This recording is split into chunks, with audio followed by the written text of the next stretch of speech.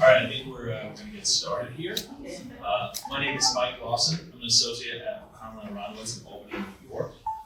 And I'm also the producer for the sports law podcast, Conduct Detrimental. Dan Lust, who is a co-host of the podcast, is unfortunately unable to make it to this panel.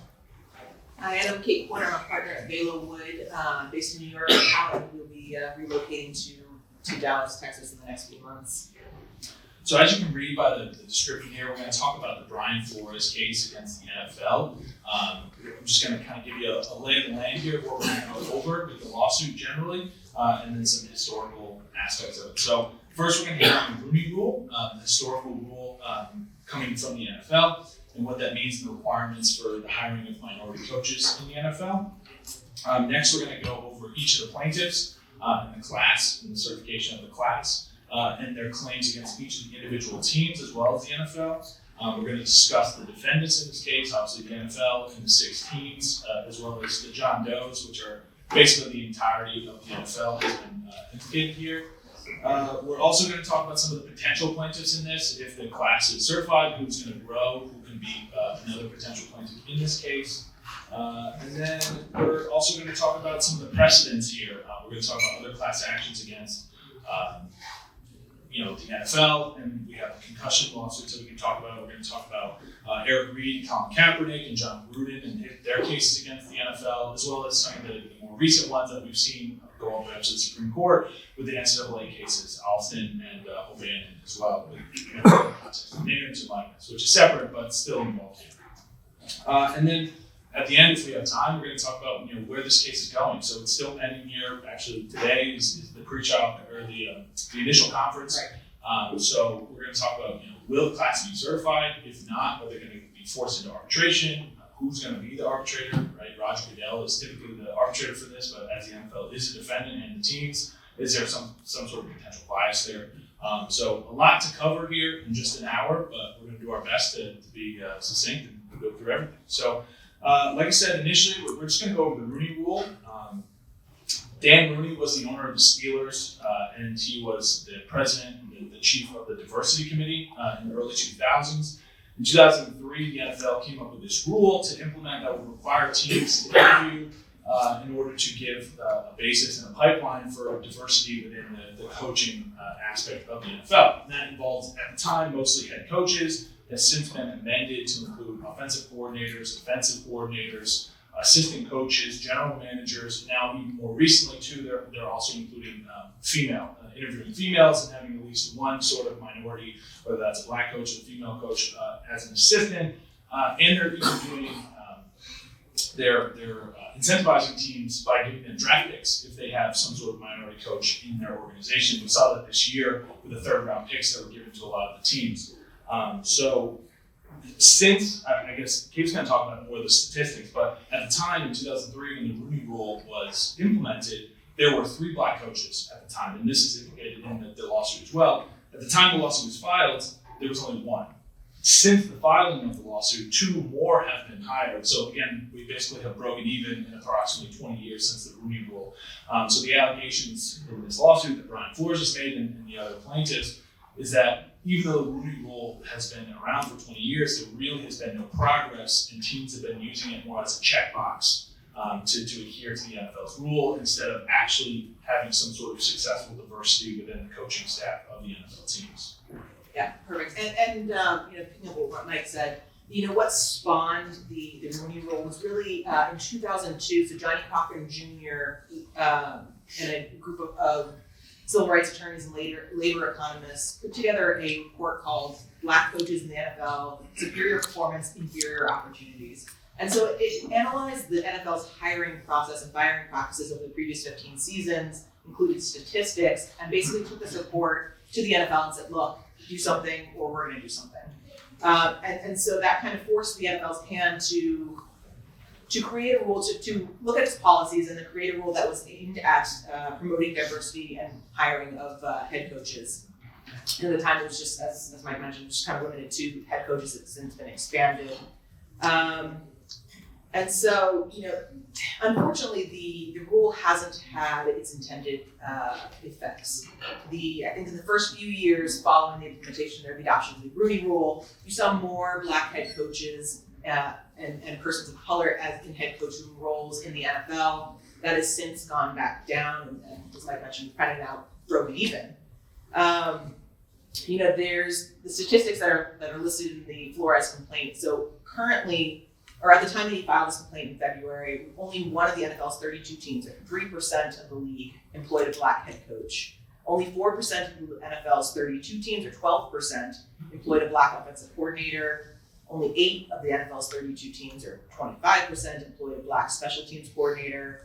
There was only 3 or 9% black quarterback coaches, 6 black general managers, or 19%, and there are no black majority owners in the NFL team. Any NFL team, there's never been a black majority owner of any NFL team. There's never been a black NFL commissioner. So these are the allegations that they're making. This intended rule that the Rooney Rule that was adopted in 2003 is not working, and it's become, as Flores alleges, it's become mildly farcical. And the interesting thing is if you compare the NFL to the NBA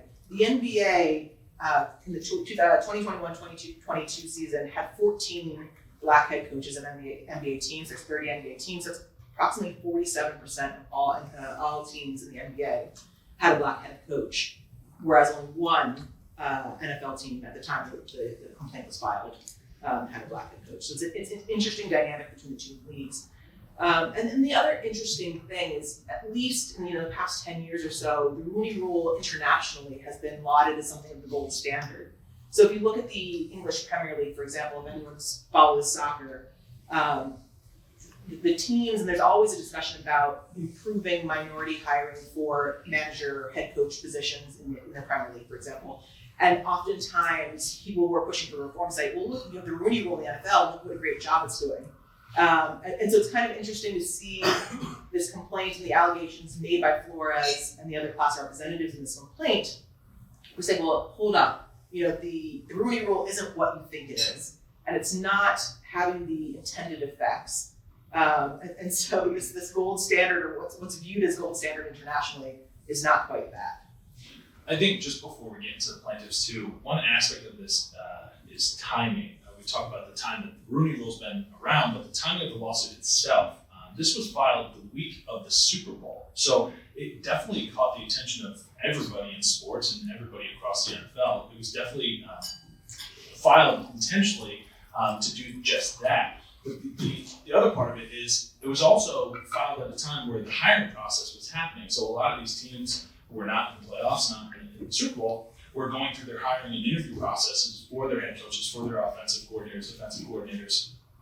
The key plaintiff here is Brian Flores, but he was interviewing with the Texans, who are one of the defendants in here, yet he filed this during the hiring process. So, not obviously, but the team did not end up hiring him, but they did hire Lovie Smith, another black coach. So he even in the amended complaint, he's like, kudos to the Texans for hiring a black coach, but you should have hired me. So the timing is very interesting, but he filed it while he was interviewing with the team.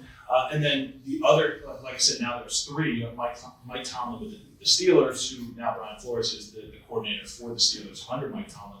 But the other core team here is the Miami Dolphins, who also have hired a black coach. So the 2 teams that are kind of core centralized with Brian Flores' allegations, besides the Giants, and we'll talk about each of the defendants, have now since hired black coaches after the filing of this lawsuit. So again, the timing is very interesting here with the choices that have been made.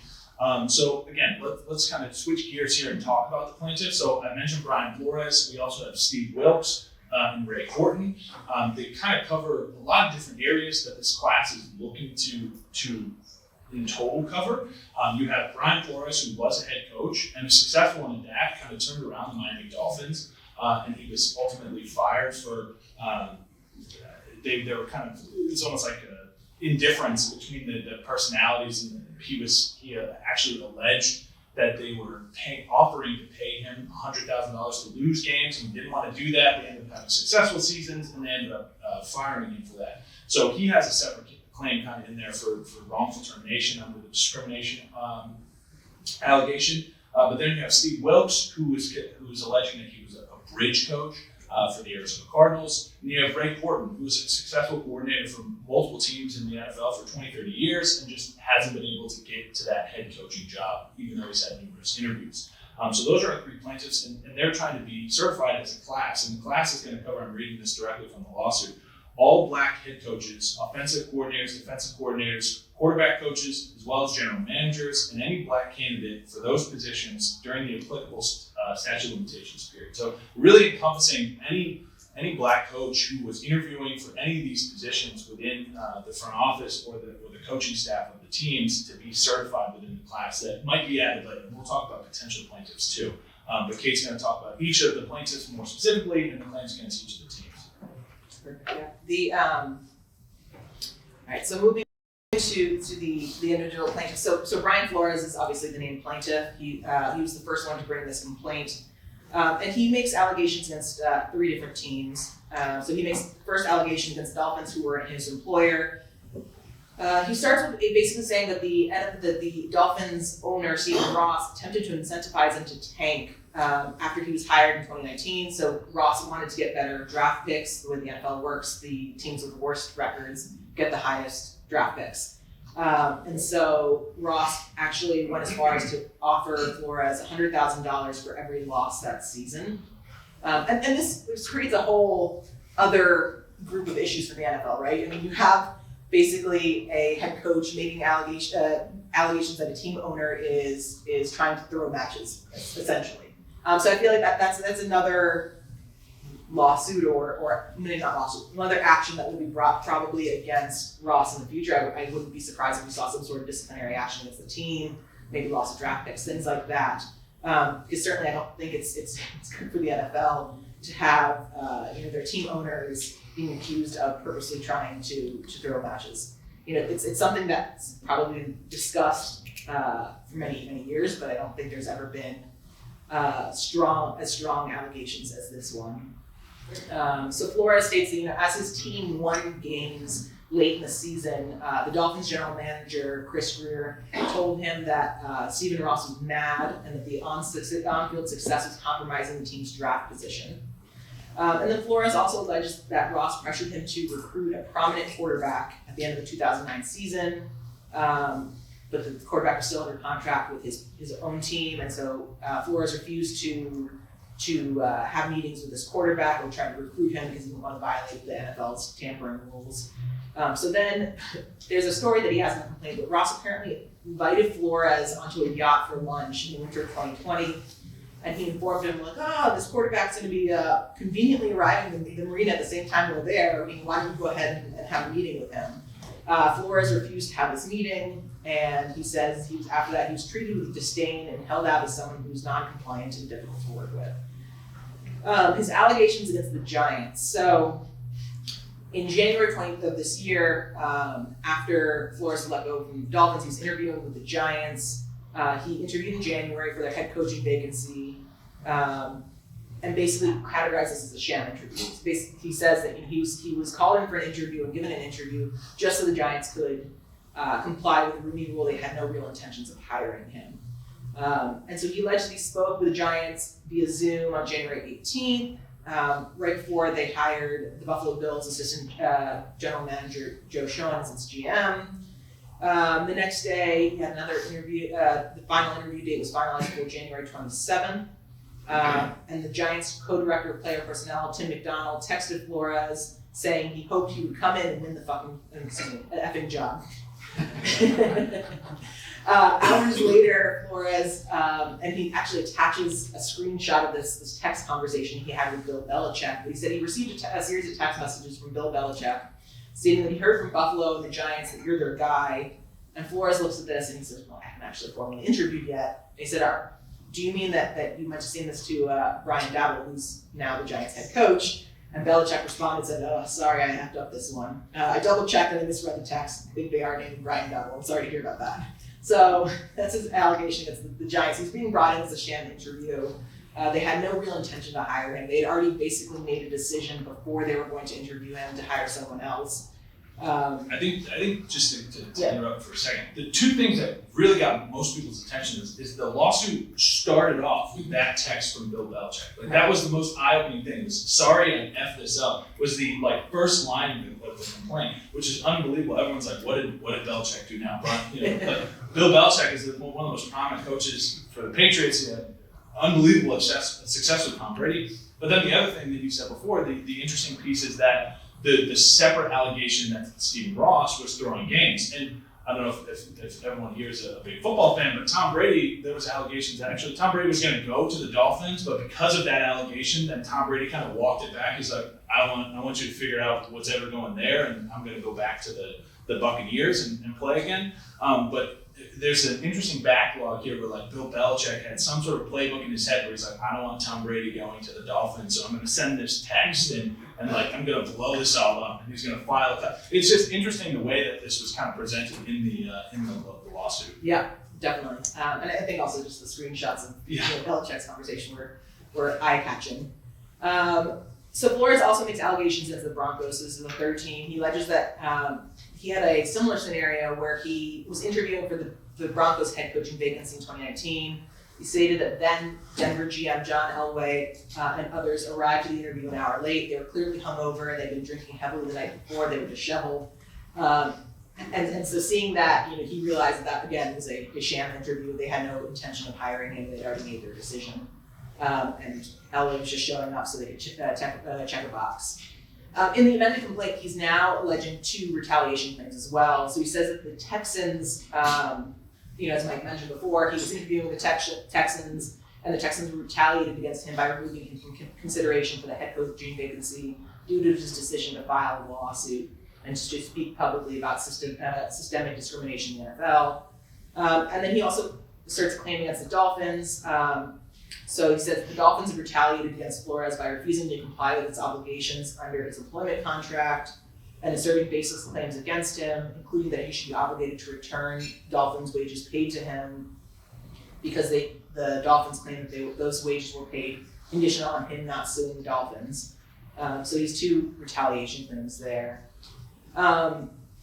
Just one thing on that too. I guess that's a strategy point too. They asked Brian Flores why he decided to file this lawsuit while he was in the process of hiring, right? Like he kind of forced the hand of a lot of these teams where you currently have a lawsuit against us. We're not going to hire you. We're going to remove you from contention. So these retaliation plans, they kind of asked him, didn't you kind of expect this to happen? Like how can you claim that they're not going to hire you, that they're hiring you for discrimination basis when you're suing them? So he basically said that he took it upon himself that he felt that he was a prominent member of this class for this class action, where he said it's happened for too many times and then he wanted it to stop. And he's like, when he was asked, this might risk your head coaching career in the NFL, he said he didn't care. So I guess it was a strategy point where they were more filing this and he wanted to make a point that this has been happening and enough is enough, rather than him actually being successful in getting any of these jobs that he was hiring for or interviewing for, like the Texans. Yeah, and the filing of the lawsuit though also coincided with the beginning of Black History Month. I think that was an important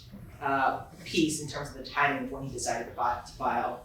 All right, so moving to the other 2 named class representatives, they were added in the amended complaint. So first you have Steve Wilkes. So Steve Wilkes was the Arizona Cardinals head coach during the 2018 season.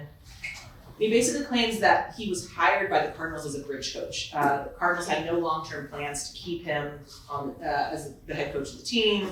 He stated that the general manager made poor personnel decisions. And interesting, he says, look, even the general manager at the time was arrested and charged and pleaded guilty to driving under the influence, which Wilkes himself says that was a fireable offense, but yet the general manager was allowed to stay. And he contrasts that with his quick firing, where he was let go very, very quickly without real cause, but yet the general manager with cause, is still there. And then he said that after his quick firing, he was replaced by Cliff Kingsbury with no NFL coaching experience prior to his hiring.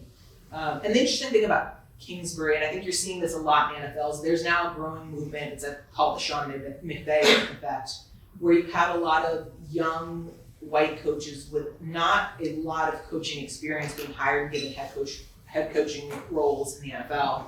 And so Kevin Kingsbury's kind of in that trend of young coaches. with not a lot of experience, and in fact, he had no NFL coaching experience when he was hired, but brought in to breathe fresh air like Sean McVay has. And Wilkes said he was basically dealt a bad hand. Right. He had a general manager who was suspended and fined for a DUI. He had Carson Palmer, who was a Hall of Famer, future Hall of Famer, veteran quarterback who just retired. So he had no quarterback. So the draft process, what you're saying, he was making personnel decisions. They claimed in the lawsuit, I can't remember the actual quote, but they called, I think, Josh Allen, who's a quarterback who he was drafted by the Buffalo Bills. They called him a bowl. I can't remember the quote that they used, but they called him like a bowl contending quarterback, where he was basically saying that Josh Allen was a successful quarterback, and they instead decided to not trade up for the 7th pick, and they traded up for the 10th pick, and they picked Josh Rosen, who actually just got cut by the Falcons last year and has had pretty minimal success within the NFL. So he basically said he was dealt a bad hand. There was no personnel decisions. He had a GM that was suspended. He was on his own. He couldn't make any decisions. The team ended up, I think they were 3-13 that year. Like they had no success. And then Cliff Kingsbury comes in next year. They get Kyler Murray because they had a poor year and they had a high draft pick. Kyler Murray has had some recent success with the Cardinals, but even after that, their first year, again, I think they were 4-14 or 4-13 or something like that. They still had a similar record as the year before, yet they didn't fire Cliff Kingsbury that year. They kept him. So Wilkes is saying that he was dealt a bad hand. He was given 1 year of a chance with nothing to work with. He gets fired. Then they bring in a white coach, Cliff Kingsbury, who had no experience. And then he ultimately has the same exact record, and then they keep him and give him a second chance. And then obviously Kyler Murray, the Cardinals last year were a playoff contending, very successful team. So he's just saying he was getting no separate treatment, basically. And I will say, we haven't heard from the NFL on these positions really yet. So the NFL, we'll get to kind of what's going on in the case right now. The NFL has not yet moved to dismiss. It has not yet responded to any of these allegations. So, what we're talking about today is really based off of the allegations in Flores' complaint. Kind of give that an even measure of, where we're coming from. So the last class representative, Ray Horton. Horton's an interesting one because he alleges that the Tennessee Titans conducted a sham interview with him back in 2016. So now we're 6 years ago. At the time, he was a defensive coordinator for the Titans. He was interviewed by the Titans for the head coaching position. He claims this was a sham interview just to comply with Rooney Rule requirements. The Titans ended up hiring Mike Mularkey, who later admitted in 2020 that basically the Titans owner, Amy Adams Strunk, and her family told him ahead of the interviews that he was going to be hired. So at the time they had interviewed Horton, they had already made their decision that they were going to hire Mularkey. The Titans knew that the Horton interview was really just a sham. Again, another, we have to check a box for the Rooney Rule. Yeah, and another head turner in here. They bring in a hearsay statement made by Mike Mularkey after he's no longer coaching the NFL, after he was fired by the Titans, on a Steelers fan podcast where they kind of just open-endedly asked him, what's your biggest regret in the NFL? And then he comes out with this statement that the Titans basically went through an illegitimate interview process. Didn't specifically mention Ray Horton, but just basically he said that he was told before they even started interviewing that he had the job and that they just had to go through the interview process to satisfy the Rooney Rule. So that right there is an admission that exactly what they did, directly from. We talked about Bill Belichick's text, but Belichick didn't work for the Giants, so they're calling those just ambiguous text messages. But here we had a coach who was told by the front office. But again, the interesting part here is it's a hearsay statement. We're going to talk about a little bit later the statute of limitations, kind of because this was 2016 was the interview, but then you have maybe some tolling because this admission was in 2020. So there's some issues there with that statement. But Horton is probably the best in terms of typicality for this class. He's the best class member they have because he never received any offers from any NFL team. He's been working in the NFL for 30 years. He's had, I think, more than 20 interviews for head coaching positions, and has just never been given a chance. So he's the majority of potential plaintiffs we're going to talk about he's your typical plaintiff here. Where Brian Flores and Wilkes, they were both already head coaches, so they're a little bit different and they have a little bit different claims on top of the illegitimate and the sham interviews just in compliance with the Rooney Rule. Yeah. The other interesting thing about Horton, though, and I think the NFL will seize on this, is he says they say in the complaint, as he was walking out of his interview, and he understood that the team owner had to go catch a flight. He sees Malarkey walking in. He knew Malarkey had already interviewed for the job. And so Malarkey's walking back into the office to meet with the ownership. And so that, they say, well, that, kind of tipped him off. Well, that may, as we get into statute of limitations, that may, shoot him in the foot. Certainly, yeah. So he at that point, he realized that something was off. Like, why is a candidate they already interviewed also here kind of hanging out? So, and he was familiar with the facility because he worked for the Titans for a few years as a coordinator. So I think I jumped over it, but the cause of action, I guess we're circling around it, but we've talked about it, but I wanted to go through just the cause of action that they're actually making on top of the class action here. So it's all disparate treatment under discrimination. So we have disparate treatment and discrimination under Section 1981, under New York State's human rights law, under New York City's human right law, under New Jersey's law against discrimination, and then we have the retaliation under Section 1981 as well, with Brian Flores against both the Texans and the Dolphins. So those are the core causes of action here. And again, when I talk about the typicality,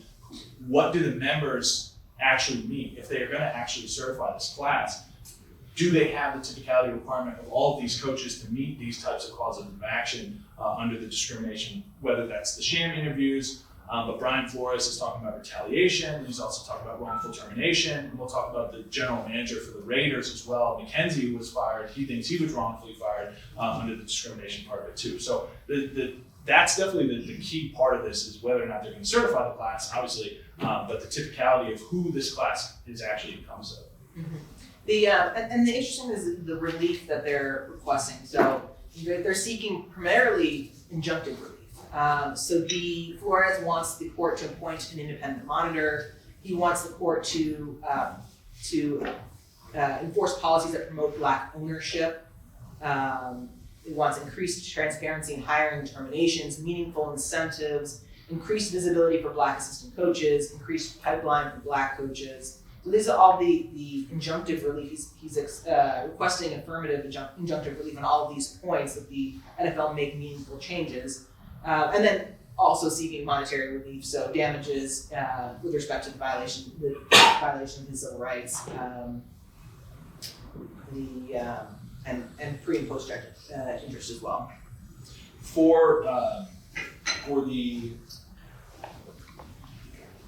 injunctive, for the injunctive relief, they basically want to expand the Rooney Rule, right? They're talking about the Rooney Rule, and they're saying, yeah, it's been implemented, and the NFL's kind of defense is, we have this Rooney Rule. I think they just want more transparency. That's really what they're looking for. They want to kind of look into the actual hiring processes of all 32 teams, seeing like, yeah, sure, you might have checked off the box, you've interviewed a Black coach or a minority coach or a female coach, anything like that, but how did that process go about? They want to talk about who they hired, what their processes were. Did they make a decision? Obviously, they're saying that that's a hiring decision of each of the teams, which is another argument that the defendants have, right? These are 32 individual teams with individual processes, hiring process, firing process.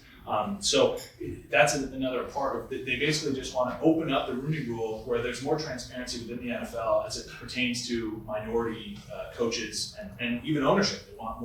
They want some ownership to be, whether that's from Black or minorities or anything like that. So I guess we've been dancing around the potential members of this, right? So I keep saying the typicality of the class here. So the other potential members that the lawsuit talks about, I'm just going to kind of read through some of them, and whether or not they are joined on this through another amended complaint as potential members of this class, we'll have to see. But we have Jim Caldwell. He was fired by the Colts after some successful years he had there. He actually was 27-8, and then they let him go. So that would be probably something similar of a wrongful termination on the discrimination part of it. But the year that he had before he left was the year that Peyton Manning left, right? So Peyton Manning leaves the Colts. He has success, 27-8. Peyton Manning's great, peak of his career. He leaves. They go 2-14 after that year. He leaves. They still hadn't rebuilt yet, and then they let him go. But then Caldwell ends up being hired by the Lions. He's the head coach for the Lions. And in 4 seasons, the Lions, believe it or not, had a winning record of 36-28. He was ultimately fired in 2017. Since Caldwell was fired by the Lions. They have had all white coaches, and they've gone 17-46. Right, the Lions have just had notoriously bad years after bad years. So Caldwell is another one, and that cause of action would be against the Colts and the Lions. We've danced around the defendants too, right? The defendants in here, we have the Dolphins, the Titans, the Texans, the Cardinals, the Giants, and the Broncos, right? So those are your 6 named defendants, but then all the other teams are implied by the John Does 1-26. So the Colts and the Lions would be implied there as well. Historically speaking. Oh, sorry, I was just jumping on Caldwell. I'm just going to say one thing. Historically, the Lions were the first to be fined under the Rooney Rule. They were actually fined $200,000 for their blatant violation of the Rooney Rule right after it was passed in 2003. They basically said, I can't remember the name of the coach, but they're like, Murici. We're going to hire you, you're our guy, but we got to go through this process to satisfy the Rooney Rule. They ended up fining them $200,000 because they clearly blatantly violated the Rooney Rule. One of the other allegations that they make with respect to Caldwell, so after he left the Lions, he interviewed with other teams, and there he was losing out white coaches, even where those white coaches had losing records. So for example, he cites the Jets in 2019. That despite 2 seasons of losing record before they hired a coach in 2019 instead of Caldwell, who had a winning record with the Lions. Okay. Sorry, go ahead and you're up. No. Another potential class member here is David Culley. He was hired by the Texans in the 2021 season. Again, similar situation here with Steve Wilkes, right, as a bridge coach, basically. The Texans kind of fell apart after the 2020 season. 2021, they lost their star defensive end, J.J. Watt. They also lost DeAndre Hopkins, one of the top wide receivers in the NFL. And then Deshaun Watson, who is a whole separate, we can talk about him for a separate hour, maybe 2, has 22 sexual misconduct allegations against him, plaintiff civil cases against him, so he wasn't playing. So again, a similar situation where David Culley was basically dealt bad hand, didn't have the success around them, and they ultimately went 4-12. Granted, that was the same exact record that they had the prior season with all of those players, with J.J. Watt, with DeAndre Hopkins, with Deshaun Watson. So he comes in for 1 year, does the same exact record, and then they let him go. So again, another kind of wrongful termination in the terms of the class. And then, again, I keep saying the typical plaintiff I think they really want to harp on here is that Ray Horton, where it's a lot of these black coaches who have been in the league for 10, 20, 30 years as offensive coordinators, defensive coordinators, assistant coaches. We get into a few potential plaintiffs who kind of fit that requirement. We have Chris Richard, who has been a defensive assistant for the Cowboys and the Saints, most successfully for the Seahawks. He kind of put together the defensive team. They called them the Legion of Boom. They had a very successful defensive back group there with the Seahawks for a while and was very successful. He had 5 head coaching interviews between 2018 and 2019 to no success, no avail. He didn't have any offers. And then at that time, between both in 2018 and 2019, there were 6 white head coaches hired for vacant roles in both of those years. He received no head coaching interviews in the 2020 hiring process, and he basically said that at this point in his career, he's only being looked at as somebody who can be a defensive coordinator.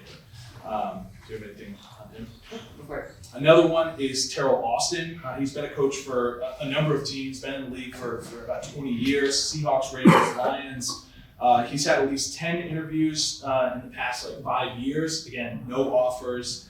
But the one thing that his allegations in here during the 2016 hiring cycle specifically cites the 4 interviews that he had, non-specific when it comes to the teams, but he even said that he believes 2 of them were legitimate. He felt like he was an actual candidate, but 2 of the other ones he felt were kind of fell into the sham, illegitimate interviews where he just felt like he was a checkbox for the Rooney Rule. And then he was also in that hiring process for the Titans when Malarkey was ultimately hired, so he would kind of fall into it. Does the complaint include any statistical allegations looking at, I'll call it the staff below the head coach level, historically, white versus black? How many actually have been hired, at what rate? And is there really any distinction between the number of presumably more blacks have been hired in that cohort over time. Presumably there's been success there. But is there any difference in the extent to which the whites versus the blacks in that lower tranche of staff become head coaches? Are you talking about, Across the entire league, if you want to assert a class action litigation and sustain it, that's what you're gonna have to show. Right. So do they make allegations or don't they? Because these individual stories are not very helpful. Right. So they don't have the, I haven't seen, and correct me if I'm wrong, I haven't seen the historical data. What I have seen is the data as of the time that Flores filed his suit. And so there he said, where there's only 3% of the teams have black head coaches, it was 12% have a black offensive coordinator, 25% had a black special teams coordinator, 9% had a black quarterback coach, 19% had a black general manager. So there's some data, there's not a lot. It seems likely that Flores and the plaintiffs are going to try to amend again. And they've already previewed this. They will be filing a second amendment later, at least seeking leave. The NFL is taking the position that they can't amend without seeking either consent from the NFL to amend the complaint again or leave from the court. So we'll see if they're able to amend. Just kind of a follow-up on that. I mean, do we know how big the putative class is? So there's the conclusory allegation that they have at least 40 members, right? So that's just kind of get you over the threshold. It's not huge. I don't think there's been historically a huge number of coaches who tried to become head coaches. Whether or not they just didn't interview, never had the opportunity to interview, were never considered. So the class, I guess, could be larger, but currently they're saying at least 40.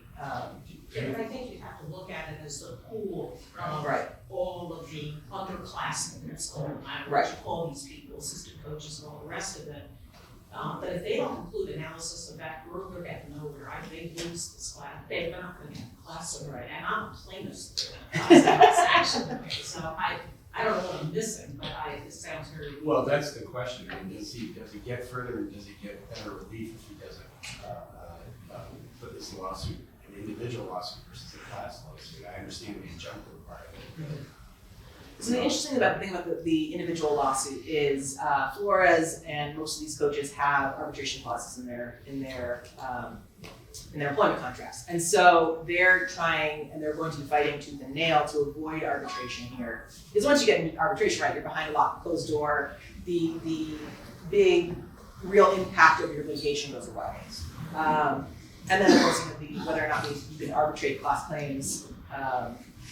Would be another issue, but to answer your question more so, the statistics for the assistant coaches are that much higher for the hiring of black coaches than head coaches. But again, What does that mean?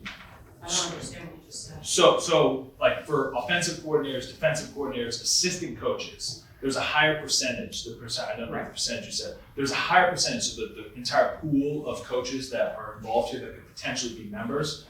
The majority of them are in those roles currently or have been in those roles, right? So it's your assistant coaches, if you will, everything under the head coach. So the head coach numbers are very, very low, and it's any of those underclassmen, as you say, who have attempted to interview for the head coaching role but were unable to get that position, which makes that underclass smaller. Because the majority of those coaches are notoriously in the assistant coach role instead of interviewing for a head coach, if that makes sense. Yeah, I'm just curious, if you got one of the plaintiffs alleging that in one situation, he had 4 interviews, and 2 were legitimate and 2 were sham. Like, isn't that self-defeating in a nutshell from a class action perspective? Like, you're talking about an individual and named plaintiff showing that the inquiries almost by definition can be individualized, right? What were the interviews like? By putting that in there, how do they get beyond that to get the class? I mean, is the goal really to get the class certified? Like, what's the chance of success on that? I think that's a good question. I've been going back and forth with many different arguments on either side, right? I don't have an answer for that. I don't know. I know their ultimate goal is just, like I said, the kind of the opening up the doors of transparency on the Harmonie rule. But for class certification, I think they're trying to make the best argument they possibly can for the class, but I don't know. It depends on, like I was saying, like the typical plaintiff is different and they have different cause of action, and there's different teams with different hiring processes. So you're right, it kind of is self-defeating, because he's saying like, yeah, I had 2 interviews here and then 2 I don't think we're good. So like this team is actually following the Rooney Rule, but this one is not, because they're just doing it as a checkbox. So who won litigation? Who's the plaintiff's firm? With Widgore. Yeah. Sorry, pull that up. The, Widger LLP, or Wigder, sorry, excuse me. Wigder. Is that the local council or the? So that's the main plaintiff's firm. They also have Elpha Gutierrez and Panic, also a New York firm. But yeah, Wigder is Doug Widger, Michael Wilhelmine, and Dave Gottlieb. They're on 5th Avenue. So that, yeah, there was an allegation. There is an allegation here about head coach hiring. So the Miami Herald did some analysis. It's not even their own statistical analysis, but they cite to the Miami Herald, where they said that in the past 7 years, there's been 51 head coaches that have been hired. Only 7 of them have been Black. So that's, I believe, was 13%. Whereas there have been 111 candidates interviewed, and 26% of them have been Black. So this is for head coaching What's the positions. relationship to the pool Right. of white and black with that? Right, and those are the only people who got interviews, right? So there's a much larger candidate pool. There's NFL coaches, there's NCAA coaches. There's a lot of coaches jump from the NCAA to the NFL. So I think that the class would be remiss to not include NCAA head coaches who potentially could become NFL head coaches. But there's not a lot of statistics in here and statistical data. And again, the questions you're asking this is ongoing, right? This is something that they're going to have to prove. So I don't have an answer for you directly, but these are the questions that are going to be brought up against the class, and whether or not they're going to be certified or forced into arbitration. And again, that brings up a whole other issue, like I mentioned before, because typically these arbitration clauses are dealt with by the commissioner of the NFL, who ultimately is the main defendant here. And then you have the issue of whether or not the NFL is actually an employer of these coaches, because they're alleging in this lawsuit that each of their contract has language within it that basically doesn't say that the NFL isn't their employer. So then they're implying that the NFL is the employer, because they don't say that they're not the employer. And the control aspect, because the Rooney Rule is an NFL rule that is implemented on all of the teams. So the hiring process is directly controlled by the NFL. So that's another one of their allegations that it brings in the NFL. But whether or not this goes to arbitration or the class is certified that's the key, right? That's what's going to happen in probably the next month or so while we get into motion practice. Yeah. Any other questions? Okay. All right. So we're gonna. There's 2 more potential. So Eric Bieniemy is a very successful offensive coordinator for the Kansas City Chiefs. Actually won the Super Bowl with the Kansas City Chiefs. So his allegation is within here as a potential class member as well. Very successful offensive coordinator, has had numerous head coaching interviews, but no offers, no job for head coach. Another interesting thing here, if you want to talk about the comparison, the offensive coordinators that have been under Andy Reid, who's the head coach of the Chiefs, have actually been white and have been successful in their head coaching role, so they compared that. So Doug Peterson, he was offensive coordinator under Andy Reid, and then he ultimately became the head coach for the Eagles, and now is the head coach for the Jacksonville Jaguars.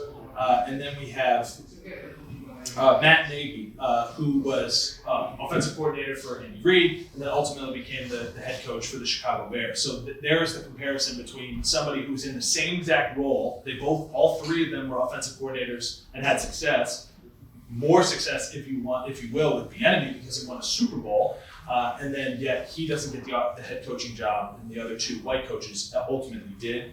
And then the other one is a higher level, is a general manager. So the general manager of the Oakland Raiders had some success with the Raiders, and then ultimately in 2016 he was actually voted the executive of the year. And then John Gruden was hired in 2018, and they're making allegations that John Gruden, who has had allegations against himself of racial discrimination and racial bias, and the emails that came out in the Washington football team's lawsuit and things like that.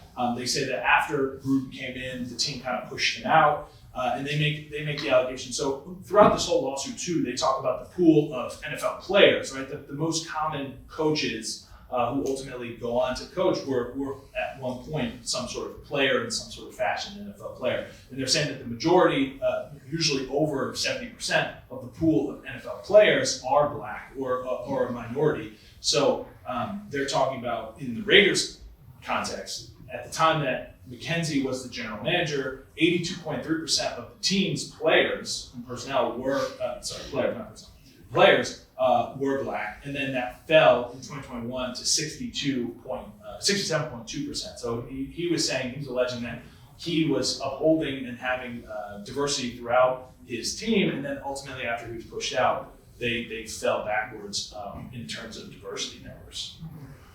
Yeah, just briefly, I think Mike touched on it. There's some other allegations, and not really directly related to the complaint, but the Flores is trying to paint the NFL as having a systemic history of racism. So he talks about Colin Kaepernick, for example, who was the quarterback of the San Francisco 49ers, and was in the 2016 season, was taking a knee, or 2016 season, was taking a knee in support of the Black Lives Matter movement, and at the end of the season was told that he was either going to be released, and he decided to opt out of his contract, become a free agent, and he hasn't been hired since. And Kaepernick had filed a grievance against the NFL, claiming that he was being blacklisted. Again, you have the allegations that Mike mentioned about John Gruden. So John Gruden, over a series of years, is making a number of racist, homophobic, misogynistic, and inappropriate remarks and emails. Interestingly, not while he was employed by the NFL, but while his brother was. And so he was corresponding with the then Washington Redskins general manager, Bruce Allen, making all these comments. When these allegations came to light, or became public, I should say, the NFL had them beforehand. He resigned, and he's since sued the league. And interesting there, like what I expect will happen, what I believe will happen in the next coming weeks, the NFL moved to compel arbitration and dismiss that lawsuit as well in the alternative. Another just kind of comparison, it's separate from this case, but something that the NFL has dealt with in the last decade. Another class action that's been against the NFL was the concussion lawsuits. So back in the early 2010s, we had the numerous concussion lawsuits and allegations that the NFL was knowledgeable about CTE and brain injuries and spine injuries to their NFL players, but was sweeping it under the rug. They ultimately settled that.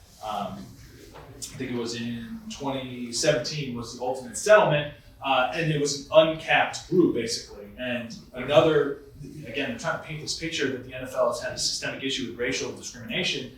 There were lawsuits that stemmed from the settlement that they were using an analysis called race norming, where they were basically putting black players at a lower baseline. So when they had, they basically had a team of doctors for these concussion settlements that come in and analyze whether or not your damage from if it's CTE or dementia or numerous amounts of claims, based upon baselines of brain function that you categorically are within that fits in this settlement, if that makes sense.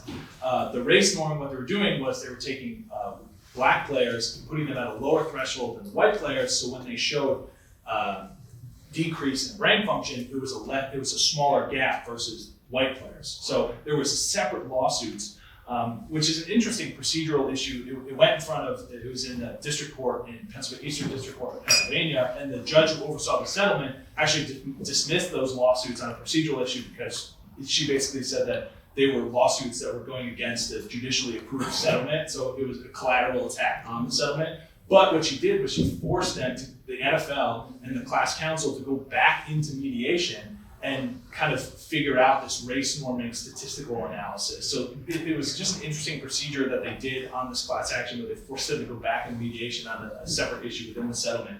Since then, they've actually settled that part of it, and they're removing the race norming analysis as it pertains to the class action for the concussions.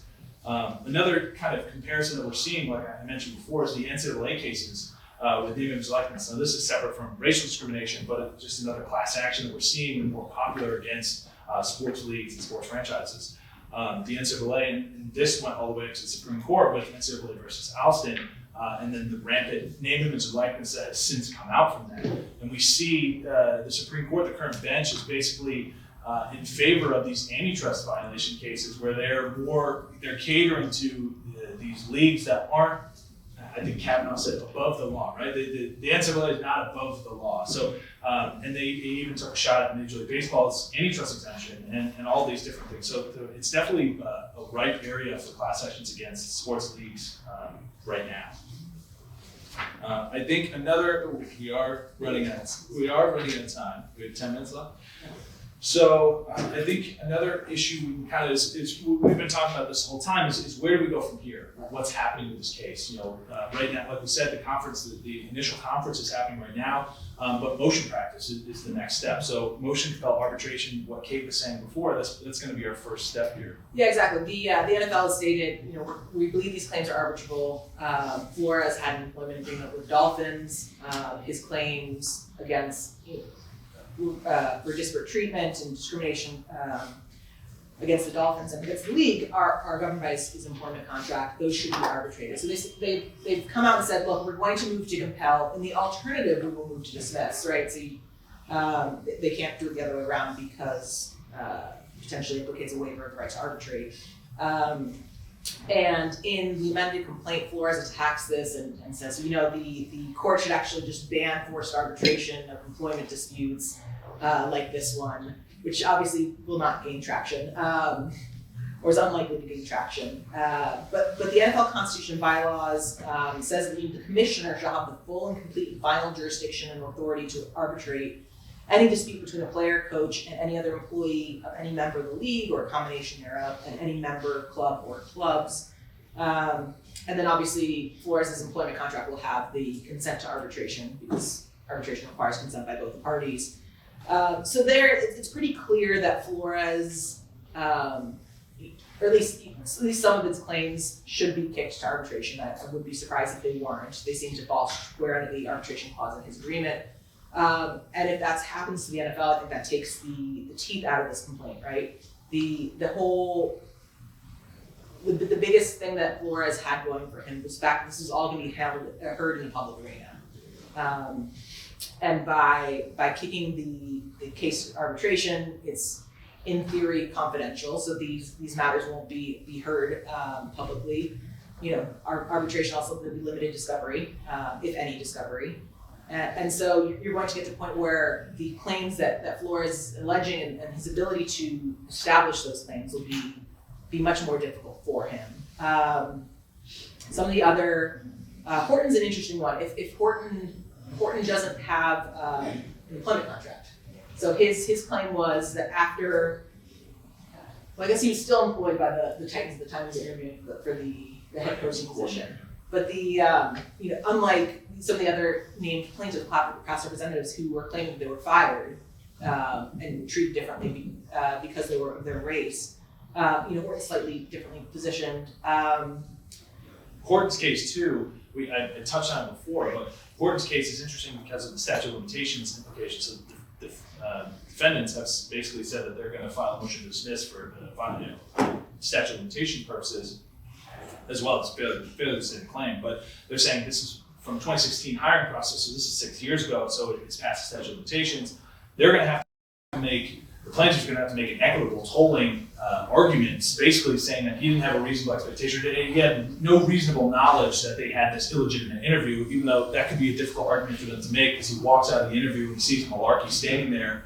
So he already was kind of questioning it. But again, we have this hearsay implement where we have Malarkey on a podcast talking and admitting that they violated the Rooney Rule, that they were going through an illegitimate hiring process. So in the letter that was recently filed by both parties for the civil case management proposed plan, the plaintiff said that they want a pre-ruling on discovery because they want to force the deposition of Mike Malarkey so they can defeat that hearsay requirement.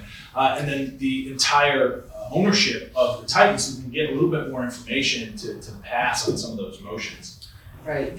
So the court likely to rule on the motion to compel and motion to dismiss and the alternative, before you hear any class certification motion. And so I think that the court maybe more willing to compel arbitration of individual claims, right? Because Supreme Court precedent says you can't compel arbitration of class claims, even where there's not a class action waiver.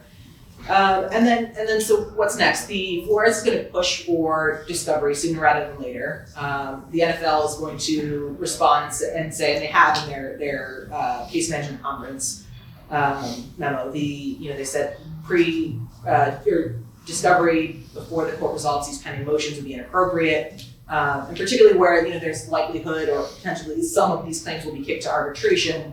It would be inappropriate for a court to order widespread discovery where the plaintiffs wouldn't be entitled to that widespread discovery if this matter is arbitrated. And then the other interesting thing is, this does go to arbitration. Who hears it, right? The NFL Constitution bylaws, make clear that this is the authority of the NFL commissioner. We've seen instances in the past where the NFL commissioner has declined to hear matters and instead appointed designee. Judge Barbara Jones heard the Ray Rice case. Some former NFL execs have heard other cases. Former NFL Commissioner Paul Tagliabue heard the Saints Bounty Gate case. So the commissioner in other instances has appointed a designee to hear these matters. I would be more inclined to believe that the NFL would want to legitimize the process and perhaps agree to a more neutral arbitrator if this does go to arbitration who hears the dispute. But that's something to be determined. And then we have the class, whether or not it's going to be certified. And I mean, we've talked about everyone here with the questions. It's difficult to put this class together. Who's going to be the class? Do they meet the typicality requirement?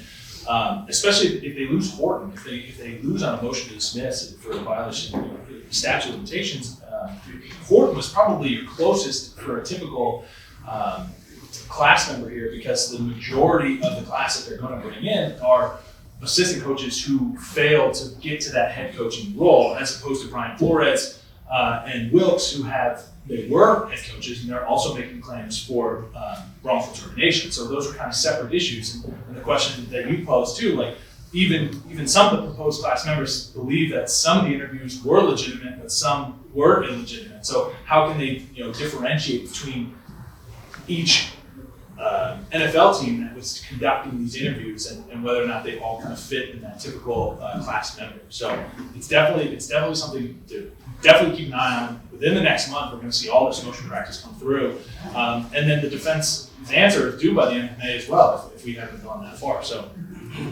that's really it. Yep. Any questions? It's certainly an interesting case. We will see, where if it's still here 6 months from now. But in terms of what the goal of this case was, I think it was public. It was to make this public, make the NFL's actions public. Whether or not the class is enough, if there's enough there to certify the class, if that's what their ultimate goal was, I'm not sure. But I know what they wanted to accomplish, they, for the most part, have done. That's really just opened the eyes of the general public and the fan bases to all of the racial discrimination that's been going on for years for these head coaches, all the coaches. Slightly off topic, but how do you see this litigation affecting the Denver Broncos sale process? Interesting one. I don't see it totally affecting it, unless Mike has a different view. But because this is there's such widespread allegations against basically all members of the league, and they will get there. There's specific allegations against the Broncos, but I think we're getting to allegations against the league as a whole. I don't think it's going to really affect the sale. I don't think it's going to affect the value of the franchise either. These allegations were maybe not explicitly said, but it wasn't. I don't think anyone was surprised by them. Particularly the allegations with respect to the sham interviews. I think that's been kind of discussed and hinted at for years and years and years. And whether or not the NFL would be able to or the Broncos would be able to complete the sale and impose airing and bring in new ownership. I don't see any issues with that either. Maybe just a delay, if anything. I don't think it really puts a stop to it, but if anything, maybe just a delay in the actual process. But that's all I'm saying. Thank you. Thank you so much.